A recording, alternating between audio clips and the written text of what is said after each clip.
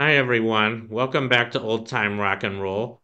I'm your host, David Tear, where all year I've been featuring a new feature, which is a countdown of my top 3,000, my personal top 3,000 rock and roll songs of all time from 1954 to 1999.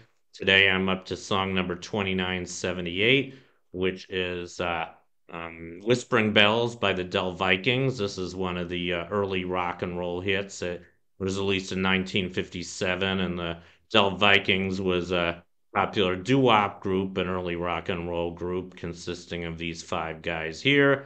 And here's their names. I don't happen to know their names off the top of my head, but if you're interested, they're in this picture, which is taken from 1957.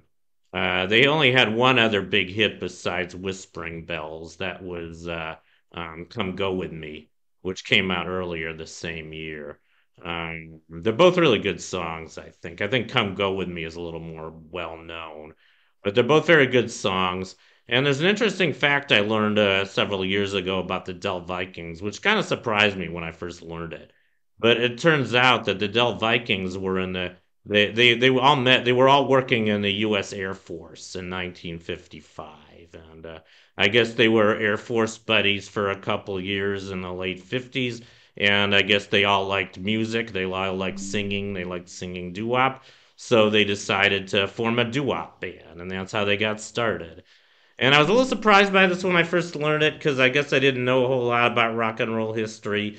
One thing I did know was in the 60s there was a lot of anti war sentiment, particularly because of the Vietnam War, I guess.